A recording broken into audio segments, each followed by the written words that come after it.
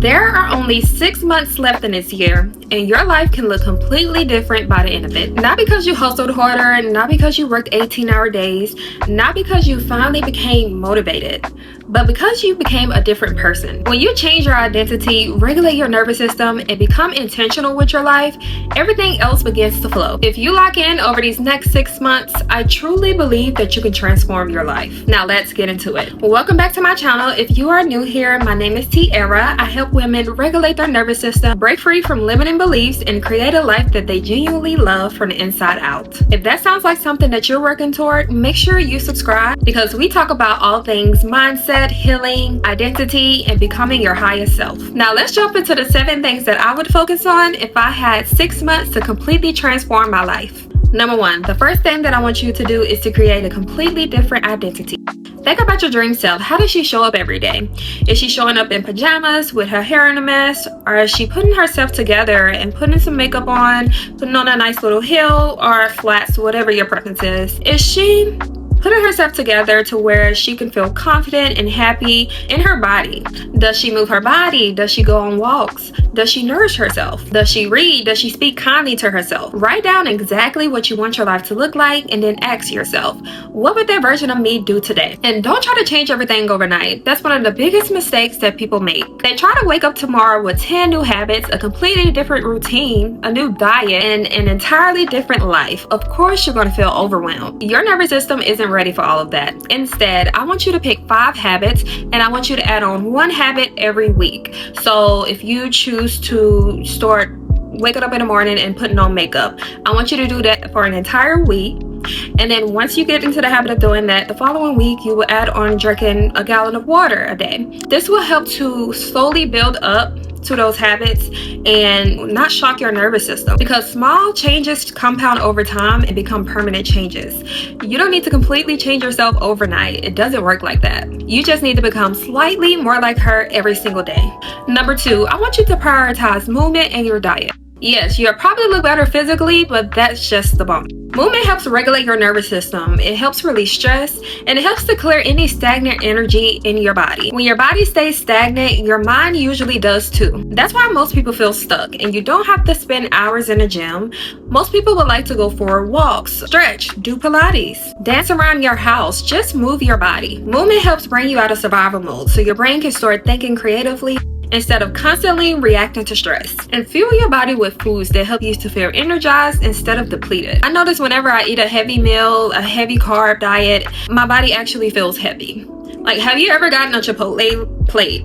And I use Chipotle as an example because I just had Chipotle, but those plates are heavy. If you get rice, beans, chicken, all of that, those plates are physically heavy, and that's how it sits in your body as well. So try to eat foods that are light, foods that are energizing, foods that will help you to keep moving along, because usually whenever we do have a heavy meal, we'll get the itis, we want to go to sleep. And that's because our body is using all of the energy to actually digest this food, digest this heavy meal that we just put in our stomach. So your body and your mind works together. So try to take care of both. Number 3, I want you to focus on fascia release.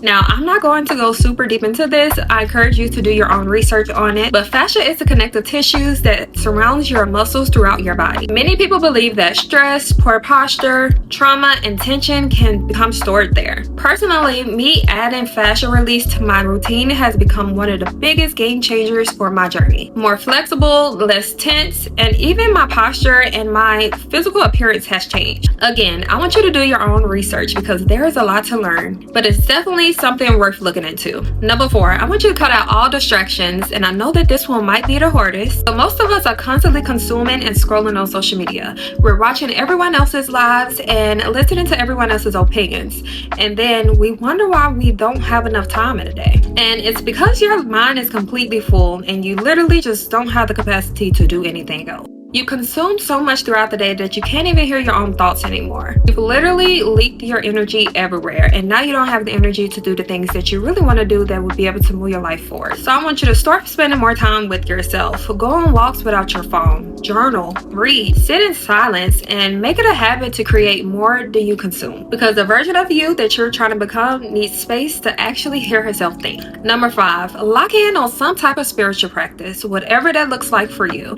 I know that everyone everyone is different, but I think it is so important for us to know that something is bigger than us out there that's controlling everything. Because if we feel like we are victims, we will always stay a victim, and we will never take control of our lives and create the reality that we want. Because what I've learned is that when you realize that you're more powerful than you've been giving yourself credit for, you stop letting your current reality control you, and you stop making decisions just based on what you can see today. You start keeping the faith, and honestly, that means being completely delusional. You have to believe in your future before anyone else does, because every dream starts in your mind before it ever shows up in reality. Number 6, protect your environments, because your environments create your habit. The people that you spend time with, the conversations that you listen to, the shows you watch, the music you play, the room that you wake up in, everything is shaping you. If you're constantly surrounded by negativity, it becomes much harder to become a positive person. So protect your peace, choose environments that inspire you, follow people who motivate you, and spend less time around people who drains your energy. Your future self deserves an environment that supports her growth. And number 7, I want you to start being consistent, and not in the way that you're thinking. We're not looking for a total perfection. You're not going to show up 100% every single day. What I want you to focus on is building systems that will help you to actually show up every single day. So try to build systems for days that you're not feeling 100%. You may be feeling 50%, even 20%, but just try to do at least one thing off of this list every single day. For me personally, I've missed one day, I've missed 2 days, I've even missed an entire week, and that's usually during my luteal phase. But what I would do is try to pick up where I left off.